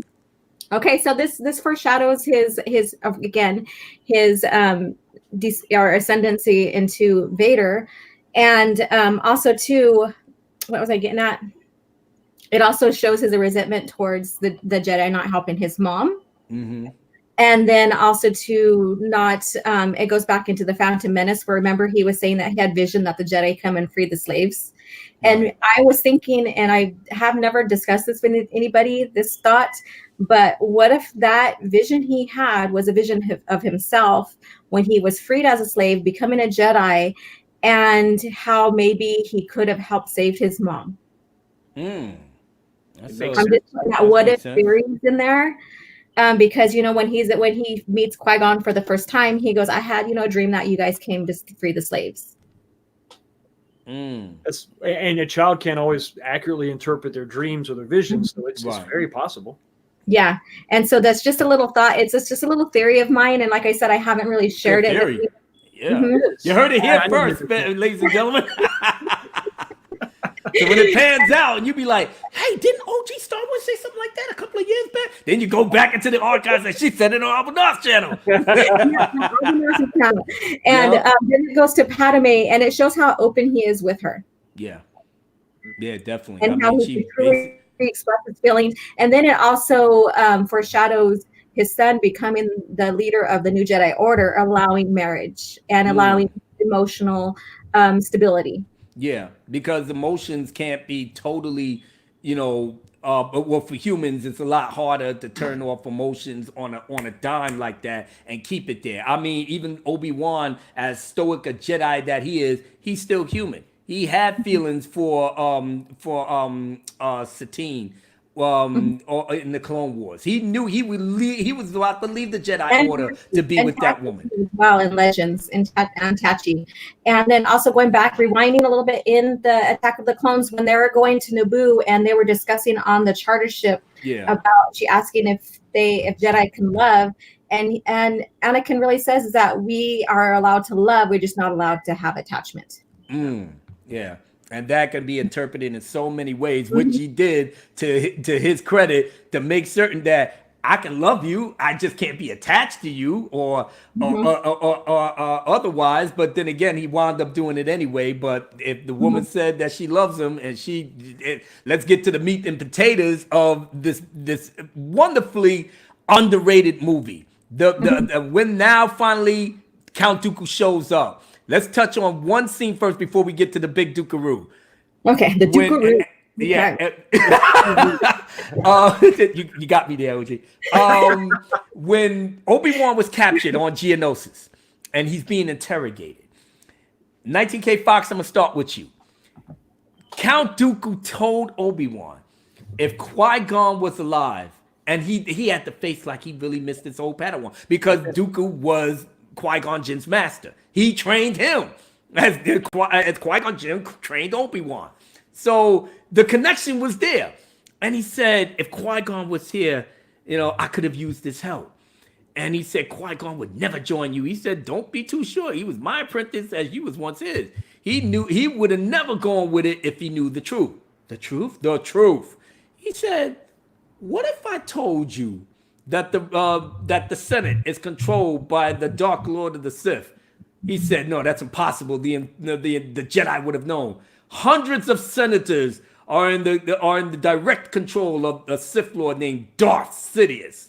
The Trade Federation Viceroy came to me, came to me for help, when he was dealing with Darth Sidious. And he said, join me, Obi-Wan, together we can destroy the Sith. And he said, I'll never join you. And he's like, all right, well, I tried, and then he left. Now, 19K Fox, I'm going to start with you. Your assessment of that whole scene, how it played out. I love the way it played out. I think I still am. Maybe not confused, but just intrigued. What would have happened if he joined him? Mm-hmm. What would be the plan? Would it be let's overthrow the Emperor and then we just take over? Was there something else going on? Mm-hmm. If Dooku couldn't overthrow the Emperor, was he just sort of willing to go along with the way things were? I don't know, but I love the tension. I love the way he was sort of suspended, floating, kind of in shadow. I know, just like it's like the Jedi. We're not going to take any chances. Exactly. He got both his hands and his feet up in the air. No lightsabers. Like, you stay right there, Sonny. But he's telling him, Dooku is laying it out for him. He's telling him exactly the way it is. He's not making any bones about it. Mm-hmm. He's not even really trying to deceive him as far as the information goes. So that's why he's so interesting to me, because he's not clearly Sith in points, and he's obviously not clearly Jedi. His motives, even at this scene, for me, I wasn't quite sure 100% what his motives were, but I love the tension of it. I love the discovery and all that. So, but I love the scene. Yeah, OG Star Wars, your assessment of that whole scene. Okay, so before Obi-Wan gets captured, he does witness them speaking in the hive, and so he gets captured. And yes, it's brilliant how Dooku can detain a Jedi, because of course he's a Force sensitive, so he knows exactly what he needs to do. Right. And yeah, it's you have all these thoughts in your head on like, what if he joins him? What if what would happen? Does Dooku have a different motive than Palpatine? But then you have to go with the rule of two. Right. Mm-hmm. So in the rule of two, sometimes the apprentice will have a secret apprentice because they want to, or from what I've seen, even though that's not basically the rule of two, but they want to overthrow their master. But you also need your own apprentice as well. Right.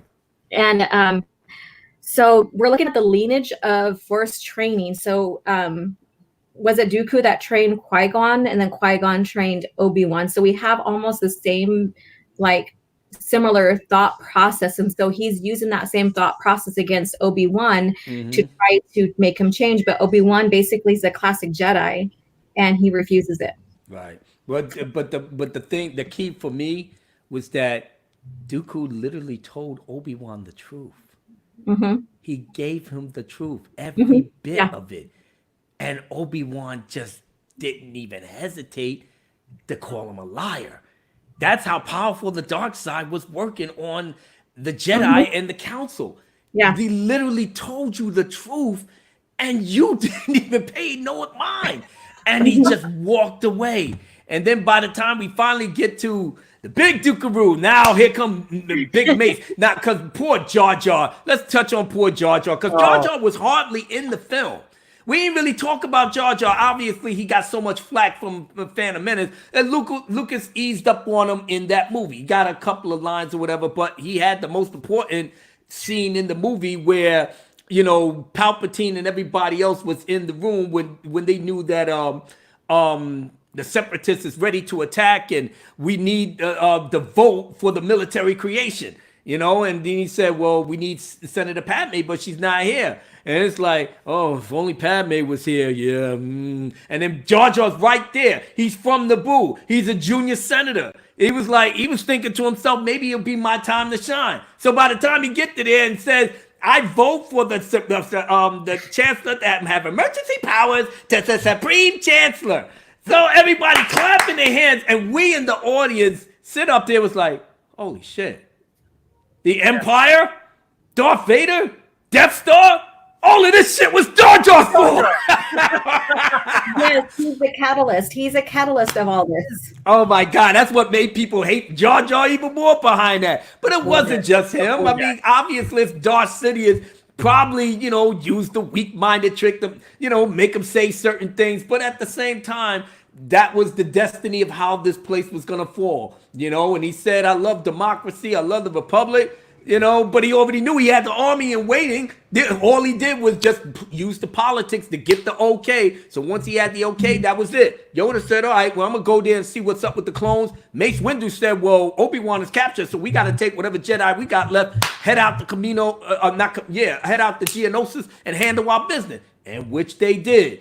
Now Mace Windu comes in the building, got Django all scared to death. Like, what the fuck? Yeah, keep still there, homie. Keep still there. Don't you move. Party's over. This party's over. All the Jedi's throwing out their lightsabers and stuff. And this was the first time you ever got to see Jedi Knights in their prime, in their real focus, different lightsabers. That is mind-blowing right there. The 19K Fox, take me through that whole thing. Mind blowing is it. I mean, we never saw this. We never got to see this. We always talked about the Jedi as they were this myth and this legend, and there was the promises of what we were going to be able to see, and to finally see them all in their badassery, just going to town, different lightsabers, different Jedi, aliens of Jedi, not just different styles too. Yes, the different colors, and to see Mace Windu just come in and just be the badass that he was, and that fail swoop flipping over just. Oh my God! I went bananas when he saw it. Did that up, just flip, like it was nothing, and let's go on. Just took off his robes and was like, let's do it. OG, your assessment on how that whole arena scene played out. It was brilliant. So we have the love scene of like, let's go ahead and do this. We're gonna die anyways. Let's be a couple. And that's what she said. And we see the badass Padme is by getting herself out of the cuffs. That's right. Obi-Wan said, "Yeah, she's in charge. Look what she's doing." And Anakin's like, "What?" Hey, girl. He's like, "That's why I love her." Mm-hmm.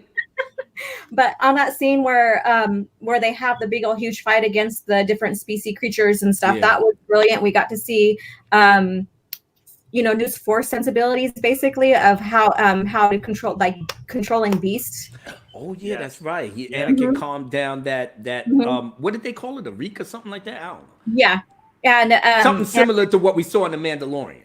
Right. Yes. Mm-hmm. Yes, but see, and that was like kind of took away from that experience, because the Mandalorian, as far as we know, he's not force sensitive. But again, in Disney now, everybody's force sensitive, so we ain't touching that right now. I know.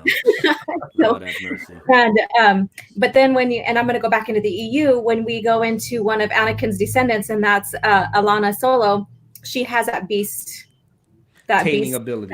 Yeah. Okay. And then also her dad, Jason Solo. And so we, again, cross-referencing such great story building.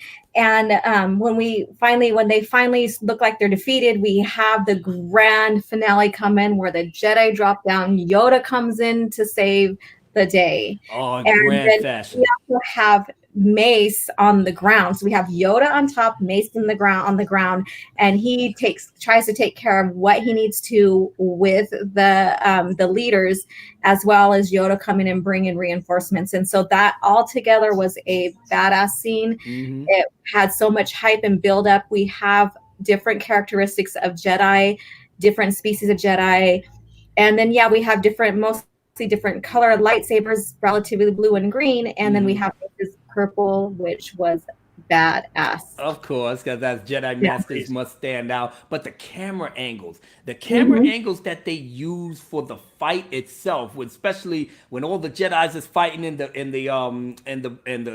robots was there, then the clones came by with Yoda up there with the walking stick, looking like a commander, boy. Just like around he said create a perimeter. Around the survivors, create a perimeter, create. And they was up there blasting. I was like, God damn, give me more. And then as soon as everybody got taken out, they got all the Jedi's into the ships. Mace Windu blocking the blows. Keanu Mundi just flipping over there. Yoda just chilling. And then everybody raised up and sped out of here. Poor 3PO and R2-D2 like, oh, I had the most peculiar dream. Let's go back to some of the scenes in that one again before I move on. And I'm going to go ahead and refer back. And my point is getting people excited for the EU on top of this movie here. Yeah. And so, Padme's battle was against the Nexu, that cat-like creature. Mm-hmm. And then again, when you look at her descendant, Alana Solo, that's her pet. Oh, nice. Mm-hmm. Was the pet like exclusively for Geonosis, or is it just a pet that can be found? No, the history behind how Alana got it was that they were during Fate of the Jedi, I believe it was. Right. They were at a big market show where and they were going to pick out a pet for her, Han and Leia, and they got attacked. The mother next who got killed, and because she has such compassion for animals like her father did, she got to adopt one of them as a baby, and that remained at her side loyally. So I think that's a great nod right there. Okay. And so just geeking out a little bit on that part right here. Get people excited to read right there, not stray away from the movie, but that's just another great nod to that. And it just makes it even more better when you know that other authors and other creators take from what Lucas puts on the screen to world build even some more. I mean, but talk about world building. Let's fast forward, because all the action from that last 45 minutes was on point. But let's get to one of the last two key scenes. The Geonosians go to Dooku, because they're sitting up here like, how the hell did they get an army so fast? We had them all. It was like, I don't know, man, but shit is not looking good, man. We got to get the fuck up out of here. It's like, okay, well, Dooku, take this. He took him something. He said, the Jedi must not get their hands on this. He said, this is the greatest thing we have ever created. If they get their hands on this, we're done. And he gave it to him, and he said, I'll take this. These plans will be safe in the hands of my master. It was the plans for the Death Star.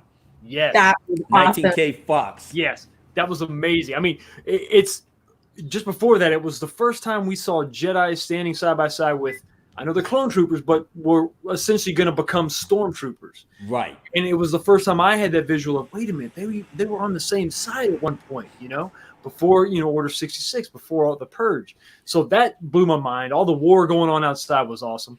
To see that, though, he's like, yep. And he clicks it, and it just pops up, and it's a red hologram. You're like, what? It's just crazy. I mean, just the way things are just tied together, but in a way that makes sense chronologically. I mean, obviously, they had to be developing this, at some point. Decades before. Right, but the weird thing about it, we was already thinking that, the Death Star 1 and 2 was, constructed, not so much constructed, was created and constructed by human beings. And then, right. It was a bunch of insects. And the insects created the Death Star. They made the plans, and all they had to do was just build it. And all their ships were round. That's another thing. They had the blockade ships had that round center. Yeah, and the ones that were taking off during the battle were round. I mean, it's just okay. That was the inspiration. Right. And I said to myself, my God, man, so much world building in this thing to connect to the OT. I was like, how can people hate on this movie the way that some people did? I just couldn't get it. But by the time Dooku flew out, and now we get to the real nitty gritty where Anakin and Obi-Wan finally gets to him. He getting ready to leave. And you see Obi-Wan and Anakin, and it's like, let's take them together. Anakin really feeling himself. No, I got this, homie. Force lightning. And then Obi-Wan sitting up here like, how am I even going to get through this? Just the way that Dooku flung his lightsaber, and it's just like, in the theater, the sound of it was almost deafening when the lightsaber sound came on. And I was just shaking in my seat like, whoa, we going to get some shit now. And Dooku pretty much handled Obi-Wan like he wasn't nothing. And it literally took both Anakin to come back, and then he got his ass handled. And then lo and behold, you thought they couldn't get bad when he chopped off his arm. And I said, damn, what's going to happen now? And then silence. And then you hear the and I'm no lie, everybody. Everybody in the audience, when Yoda came out, people were jumping up out their seat. They were literally going nuts. And I said to myself, I can't do this. people throwing popcorn, children, they shaking each other. Oh my God, we gonna get the good shit. And then all of a sudden, Yoda just like, Count Dooku, and he said, you interfered with our plans for the last time, and it did all the Force thing going off and on. Yoda just like, man. But when he did the Force lightning, and then he blocked it, and then we sitting up there like, Yoda could do that. We didn't know Yoda could do that. And then Yoda just held on to it, and he said, and then, much to learn you still have. I swear to God, people just like, oh, had orgasms in the scene. People like, baby, wake up, get your hands off me, bitch. I'm watching my man Yoda doing his thing. OG Star Wars good. Take me through that whole scene, just how I just said it. All right. So yes, that was brilliant, and it really gave us a great sense on how strong and wise Yoda was, and how ignorant, even though we have Dooku that is very experienced because he's a lot older than Obi-Wan, and so he has a lot of pride because the dark side is full of pride, and so we see that with Anakin, he has a lot of pride because he's going that way, right? And so we see Yoda just lay it down to him, taking all his shit and then back at him and saying, you have a lot to learn, Padawan, basically. And so that's why everybody gets excited now about the baby Yoda. I'm sorry, I have to go there. Of course, baby Yoda rules right now. It's a damn shame. Baby Yoda getting more love. Because it's not baby Yoda, but the baby. And so everybody's reflecting back to the greatness that Yoda was. And George Lucas never wanted the species to be like furthered world building and discovered through the lore. He wanted that a mystery because Yoda is the sage, because he's the wise leader, and he holds, basically he's one of the glues of the foundation of Star Wars. Right. And so we get that in Attack of the Clones when he has that badass fight with Dooku, and how much he, like, his lightsaber is so friggin' cute. It's so tiny, and he but still with it. You know? Yep. He was a crazy 19K Fox. Listen, that whole scene when Yoda as I said, the audience went bananas as soon as he said we should with our skills with a lightsaber. Now I'm sitting up here like, I didn't see no thing. As soon as he did, because that's what I was thinking to myself, and I was with a friend of mine, and I said, well, he pulling out a lightsaber. Yoda, what the fuck? He did this? The lightsaber came out, it lit up, and then he was like, and then as soon as they did the flip, and the lightsaber finally touched, no lie, everyone in the audience lost their minds. They were jumping out of their seats, yelling and screaming. 19K Fox, the same thing happen? How did that happen in the theater when you was there? We see Master Yoda showing up, wise, powerful. Nobody's really surprised that he could, he's gonna throw some rocks at Yoda, whatever. You're gonna take this thing off the wall and throw it. Yoda's like, whatever. With some lightning, I was like, wait a minute, what's he gonna do? He's like, and you just see, like you said, he just brings it back. Much to learn, stuff. But then Dooku's like, we're gonna have to settle this with lightsaber. And then I was like, wait a minute, like Yoda doesn't have a lightsaber. Wait, maybe Obi-Wan's gonna wake up and help him out, and they're gonna escape. What's going on? And when he drops the cane, one hand pulls open the cloak and doesn't even grab it; it just comes to him. It comes to him, and then he lights it. And I'm like, what? What's about that? And then he starts flipping and bouncing off walls. I mean, I lost my mind. I think I was probably just stunned watching it. I couldn't believe what I was seeing. He was taking this thing. The whole time he's been playing everybody, keeping this subdued, not using it until the right time. Using the cane. Going toe to toe with him. I loved it. Some people hate it. I loved it. Yeah, George Lucas said behind the scenes, he was worried that Yoda wouldn't translate well to film in terms of using a lightsaber, but he's a Jedi. A lot of people were saying, well, he's a Jedi master. He ain't supposed to use lightsaber. And I'm like, no. That Jedi's training is what it was way back in the Old Republic as to now. Yoda didn't train all these Jedis for damn near 800 years without trying to teach him how to build a lightsaber, how to use a lightsaber, how to fight with a lightsaber. If he wasn't one that was taught the same thing, that's common sense. That's your passage as a a Jedi Knight is building their own lightsaber. And so it wouldn't make sense if he didn't handle one, because then he would be a hypocrite. Yes. And in the OT, we see that he's fond of playing games and throwing you off. When he first meets Luke, Luke thinks he's just a goofball. He's rummaging through the trash trying to find food. It's just he's goofy Yoda, but Yoda was putting on a facade, a face, testing you. You know, he doesn't want you to know. And so I think that's how I rationalized it. He lets no one else know how badass he is. Yeah, that's humble. That's being humble. It's exactly. That's the layers of Yoda. Yep. And Dooku. He's not senile because I didn't get it I got it as a test. Is this who you really think you are and how you're going to handle me? There's lessons behind that, and lessons was being humble, being caring, there's a lot of like lessons that him messing with Luke. Yeah. There was a lot of lessons behind that, and he was testing Luke's reaction because Jedi are supposed to respond in a respectful type of manner. That's how I see that. Yeah, and then see how Dooku just, oh shit, exit stage left. I got to get out of here. This is a little too hot for me. So he did the little thing. He's like, he said that's gonna fall on Obi-Wan and Anakin. That way he'll not pay attention to me. Well, I'm just like bouncing the hell out. Got in the ship, put on his seatbelt. Let's go. I'm not trying to get caught by Yoda, boy. And then he was out of here like nobody's business. Yep. Chaos 7 said, another thing I love about this sequence is when Yoda is using the Force and it still shows him having to exert effort. Yeah. Yeah, that's true. Mary Sue Ray, no effort whatsoever. She just stands there and it happens. Everything happens with her, you know. Shoot, Luke needed to have his mind blown. Joshua 1984 said, "Yeah." As soon as he found out who Yoda really is, like, oh, I thought this was some gimp that was supposed to take me to Master Yoda. I didn't know that was him right there. And then that's when he went from goofball to Jedi Master that you've seen in the prequels and everything. Because, like I said, he was the same guy. He was the same guy.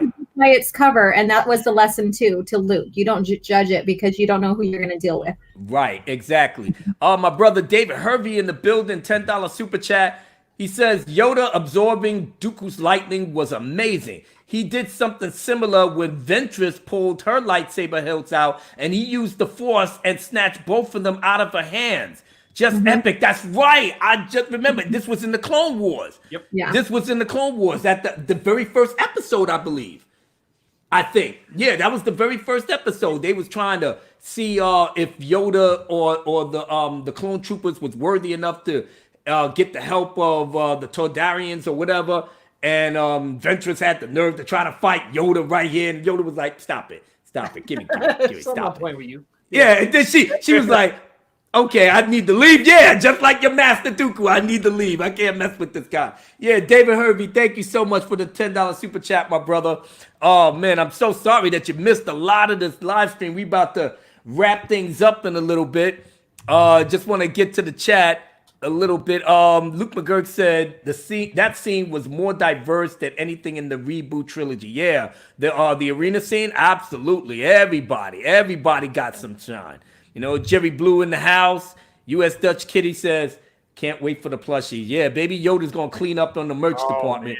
Man. No, you know what? I'm glad baby Yoda's cleaning up on the merch department. You want to know why? Because they just put out like a picture of the Sith troopers. Nobody buying no merch for these idiots. Nobody. Red Stormtrooper, right. Nobody doesn't care. What other good things that you got in Rise of Skywalker that people are supposed to run to the store? Nobody don't care. Soon as Baby Yoda came out and made a hit, they got the merch on its way for Christmas, and people gonna clean it up. Not thanks to the sequel trilogy for the Mandalorian. That's how you know that they're making the turn there. You know what I'm saying? Yep. The voice of judgment said, "Use the weak to confound the wise." Huh? Yeah. So with that being said, by the time Dooku finally got to Coruscant and he got the Darth Sidious, that the foreboding in that scene is just perfect, picture perfect. Just comes out of the ship and he says everything is going according to plan, and he said you have done well. And he said, everything is going according to plan. And he had the plans. So I know he probably showed them at some point, but just that scene alone, I was shaking my head like, how did Dooku get past everybody, just go into Coruscant and go to like an abandoned city, and then the music of the Sith was rising up, and I was like, "Ooh, we gonna see the bad guys that play now," and that just played itself out beautifully. But knowing that scene, isn't it that the throne room scene music that was played? That was it. Yep, that was it. And then at the very end, Padme and Anakin finally said, "You know what? I lost my damn arm, baby. I don't want to lose you. I need that." They pretty much went back on everything they said, and they got married in secret in Naboo. I thought that was really poetic in some ways. I mean, obviously Padme was just looking so beautiful in that wedding gown. She got the man she wanted, Anakin's metal hand, but even then, that's a sense of foreshadowing, just knowing that he's already losing some of his humanity, but at the same time he's happy. He lost his mother, but he found the center, which was Padme. That was always his center.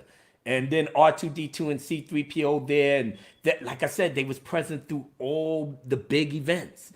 So this was another big event that, R2 is holding on for posterity, to show Luke and Leia that these are your parents, that they got married here, and they loved each other and stuff before everything went to shit. And then the music kind of blared up, and I was like, wow, I like the way it ended, on somewhat a high note, but even Yoda was like, the shroud of the dark side has fallen. Palpatine was just standing up there. Bail Organa was like, he can't believe that this has happened. Yeah, and then the military, all the clones going up, and it's like they was preparing for war. So the fact that you ended it on a semi-high note, but knowing that there's more drama to come. And I like how Lucas played that in the midst of Anakin and Padme getting married. OG, what do you think? Okay, so yes, that was brilliant. When you start talking about like R2 and C3PO being there, one thing, I think I did a video on this as well, is that every single movie they were there, like up front, they were there having their own comedic banter towards each other, and they were there taking account until we get into Disney trilogy, and so that was kind of heartbreaking for me in that sense. But then when we get into like the marriage of Skywalker and Padme, right. When you see his hand and he flexes it or grabs her hand and stuff, that gave me the chills, because then I fast forward all the way to Return of the Jedi when Luke is looking at his hand after he severed his arm. And so to me, that's another foreshadowing. I wouldn't say like it's like poetry kind of thing. I'd say it's more of a foreshadowing on, you can take and learn from the past and make it better. Now we're seeing that differently in the new trilogy, the Disney trilogy, and it's a nihilistic. It's a nihilistic. And then when we see Bell and Palpatine and all them on the big old huge beautiful shot, beautifully constructed shot. And we see the Clone Wars load up. We know that they are going to war.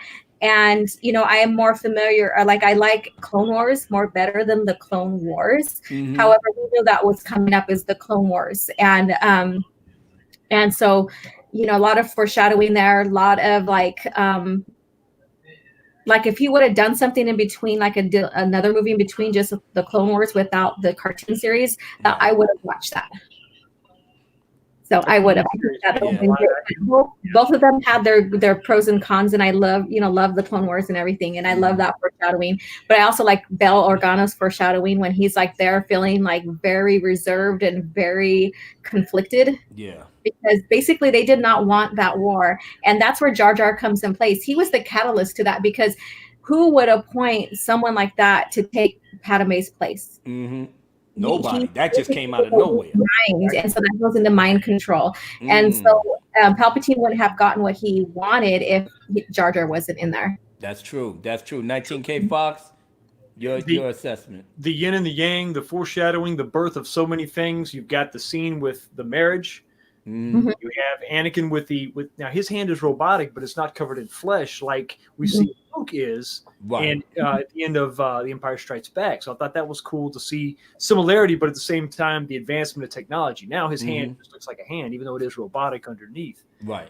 But the birth of what's going to be Luke and Leia, the birth of the Empire, what it's going to become, the dread of Organa's face, where he sits there and he sees this going on, and he realizes we have gone a step too far. We're never going to be able to bring this back. We've given this man all this power. I mean, we're going to a place where we can never come back from. And to see the precursor or the what will eventually become the Star Destroyers, the original ships, you know, all this stuff, just beginning to lay out. It was just so, it was like almost a launching point for everything we knew that Star Wars was and was going to be. So there's so much in those last few scenes. And I mean, you're right. It was ended beautifully. Yeah. And then going back to Palpatine, he was so brilliant. I did the Darth Plagueis review of the book and stuff, and it, like, all of that shows how brilliant he was, and scheming up both wars, because he basically was the leader of both wars. Yes, he was. True. Yes, he was playing the background with the Separatists. Yep, beautiful. Becky came in rather late. I'm just now catching it now. Becky says, I simply love episode 2 just because of all the battles, and not to mention C-3PO yelling, die, Jedi, die. And then shockingly saying, what did I say? Yeah, that was kind of funny. What did I say? Yeah, that was kind of funny. I ain't even gonna lie about that. Matt's Mama Bear in the chat. Hey, Matt's Mama Bear, giving you some love, baby girl. I'm sorry, I must have missed you the entire time, but I'm glad that you're here. Luke McGurk says, the ending when Palpatine and the senators are looking out and the epic Imperial March orchestration plays. So epic. What a note. That's right. Yep, that's exactly it. That's exactly it. TT says, is there a story from before episode 4 that you guys would like to make yourselves if we had the time, money, talented crew? A story before episode 4. Ooh. That's a good question. I know we got Rogue One. That was a good story. I liked Rogue One. I liked Rogue One a lot. I did too. I think any story that I would want to see is Obi-Wan in Tatooine or Kenobi. Kenobi, right? An adaptation of that book into a movie. Kenobi. Go adapt that book into a movie. I'll pay money to go see it. Also, too, Rise of Darth Vader. That book. I would recommend that, because if you're a huge Darth Vader fan, that basically shows his conflict in his suit, how he feels it's insuperior because he's still learning not to think like Anakin, and he's still trying to let go of Anakin for the sake of losing everything and becoming Darth Vader. So he has a lot of still conflict in trying to adapt to the suit, trying to adapt to Palpatine or Darth Sidious, and realizing that maybe he's just his pawn, so there's a lot of great development in that book when it comes to Darth Vader. Beautiful. So that would be a great one. I like that because we just get that glimpse of Vader at the end of 3 to see. I think he's still Anakin in a suit at that point. To see him become Vader. Oh, we got we got a whole nother movie to talk about that. That's true. We just foreshadowing right there. That episode 3 is gonna be the bomb burner right here. Oh yeah. Trey Country said, I love how they play the Imperial March in the end. I love your avatar, brother. That's that shit right there. I love it, bro. I love how you got the glasses on. I might have to do it. You know what? I might have to steal your Abby right there. I might have to do the same thing. Yeah, exactly. Voice of Judgment says, the more I watch the prequels, the more I realize they are far superior. Voice of Judgment, you ain't never lied. Just knowing that the sequel trilogy happened, the way that it happened, how it's playing out, it should give everybody a newfound love and appreciation for how George Lucas told his own story, the way he did it, however corny that it was, it still made you feel. It may not ever live up to like the OT, but when you look at it in the whole of how the saga started from beginning to end, you know that this was one man's story, and he told it in the manner that he knew he had to tell it. Happy Dinosaur 8000 says happy day to all. Becky says love you all. Love you too, Becky. The Force Unleashed.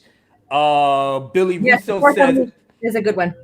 Count Dooku had unique lightsaber noise too. Yes, and that came out especially His in the. note was circular, or like it had a curve to it, so that makes sense that his sound of his lightsaber would resonate a different sound and stuff. And I think that's interesting to see and learn about all that, about how lightsabers are made and how each one is different. They may do a different sound, whatever. So Right. it's just very fascinating.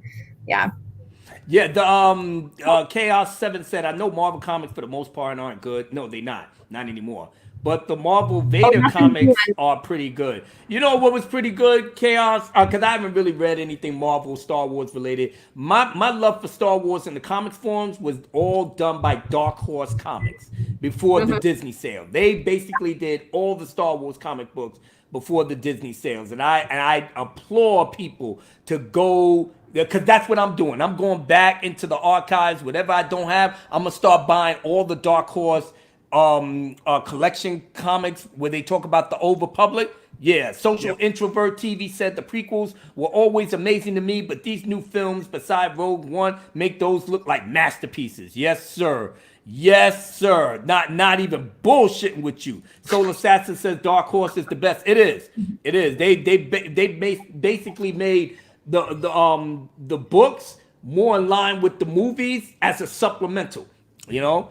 But yeah, this is Attack of the Clones in a nutshell, ladies and gentlemen. And now that we went through all of this, it's time to do a recap by the president to get you in the mood for our next live stream, which I'm hoping that my panel guests will come back again. 19K Fox, you think you can come back again? Episode 3, sir. wrap it up. OG Star Wars, are you in for episode 3? Yes, and before you begin, so there's questions and stuff about like what's a great read between 2 and 3, Labyrinth of Evil. Yeah. So if you want to expand a little bit more on Anakin's changing or turning to the dark side, Labyrinth. So there's like a trilogy. There's Labyrinth of Evil, Revenge of the Sith, and Dark Lord. The Rise of Darth Vader. Yeah. All right.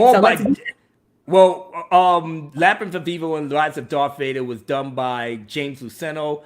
The Revenge of the Sith novelization is a freaking masterpiece by Matthew Stover.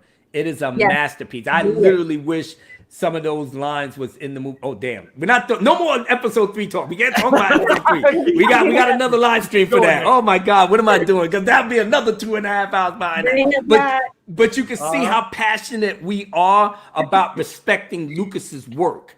You understand what I'm saying? Especially in lieu of what we got, where our heroes are being butchered, cast aside, played out like it ain't nothing. You know what I'm saying? So I'm not in for it. I will relive the glory days of Star Wars in its entirety. So that's why I did it with Phantom Menace. That's why we're doing it here now. And in about another week or two, we're going to go hardcore with Revenge of the Sith. So with that being said, let's do the wrap up so we can get on out of here. So is everybody still here? Or Battlefront 2 from 2005 is a prequel Battlefield game? Yes, it is. Yes, it is. Joshua says, "Are you guys doing Revenge of the Sith?" You know it, Joshua. You know it. That's right. That's going to be coming up next pretty soon. So stay tuned. So subscribe to all of us in the panel, and definitely turn on the notifications because this is going to be on my channel. So hopefully you subscribe to me, get the notifications up, because we will let you know when Revenge of the Sith is coming. Don't worry, that's going to be a barn burner in and of itself. You know, Joe Lau said, "Whew, in time for a song, just off work." Yes, sir. You just have to catch this whole thing in the playback, but you hopefully you will enjoy it just like I've enjoyed myself, and I'm praying to God my panel guests had a blast too. A great time. But let's start right now. Look at my girl right there. But let's start with the how should we say, a recap of what I did before. Previously on the Star Wars sequel trilogy, The Phantom Menace. The Phantom Menace is the first episode of the Star Wars saga. So I'm giving people that haven't seen the first live stream, I'm giving you a recap of what happened there. So let's do it. Oh my God, that's not what I wanted to see. Oh, Damn, I'm messing up already. I'm getting everything set up and ain't nothing coming out.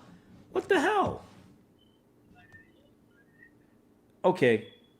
I'm not even going to go through a quick intermission. I'm just like, why is it not playing? Okay. Go down, go up. Come on. Come on, mister. You got this. Don't let your damn computer start messing up. Server, whatever. Okay. And here we go.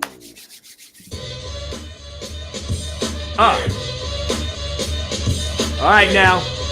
Previously on Star Wars. Check it out. This for the first movie. Recapping before we get to the second. The Phantom Menace, Episode 1. The real Star Wars story has begun. Anakin Skywalker was only 9. He was so sweet, so good, and so kind. Before he was the greatest villain of our time. He was a great pilot that always shined.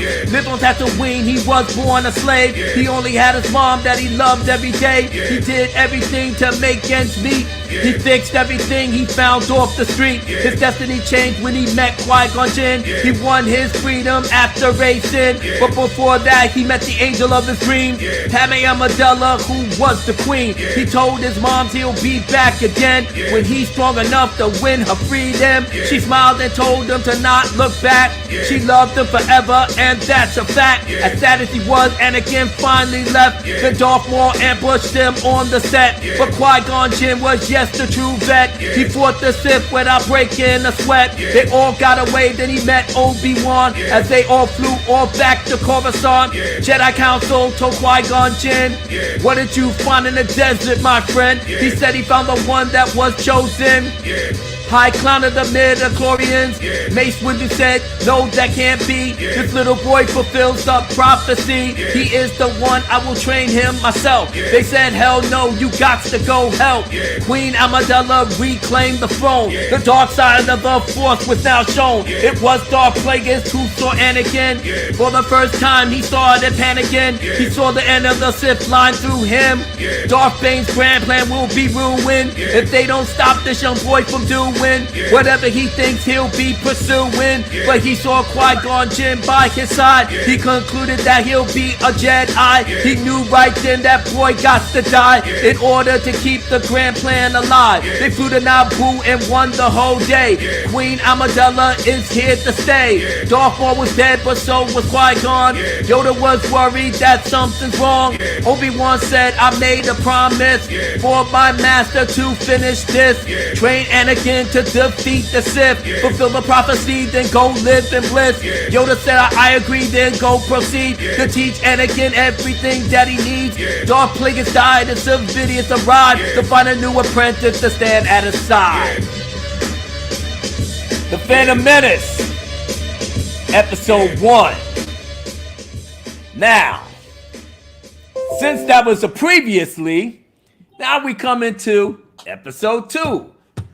Attack of the Clones. Now we got to recap this. And what better way to do that? Okay, where's it at? Oh, there we go. So, what better way to do that? To bring you Episode 2, Attack of the Clones, recapping this fantastic live stream. Let's do it. Do it.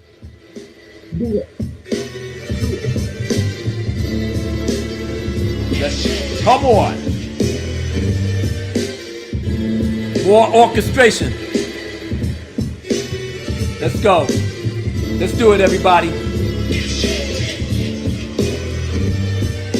Attack of the Clones, Episode 2. Padme Amidala now travels to Coruscant the boat on something large. The act that will put the military in charge. She got ambushed in broad daylight. Chancellor asked the Jedi, protect the light.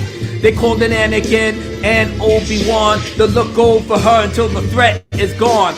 10 years past, Anakin is still in love with the woman of his dream from above. The would-be assassins tried again. They failed and now the mystery begins. The Jedi Council said enough is enough. Obi-Wan go to Kamino, see what's up. Anakin head to Naboo with Padme and make sure that no harm comes away. Obi-Wan was shocked by what he saw. A full-fledged army prepared for war. They're clones of the bounty hunter Jango Fett. Darth Tyrannus hired them for the project. Anakin and Padme professed their love, but they couldn't act on it, and that was because they're from two different worlds that should not collide. It was tearing them both up inside. That night, Anakin had a really bad dream. He packed up and headed straight for Tatooine. His mother was kidnapped, he feared the worst. When she died in his arm, he had the thirst. Of the rage and anger he kept at bay. He killed every sand person in his way. He made another promise in front of her grave, that he will stay strong till his dying day. Count Dooku told Obi-Wan to sit back. They need to band together to counter-attack. Obi-Wan said no, you must let me go. Count Dooku said no, you're the star of the show. Anakin and Padme tried to rescue him.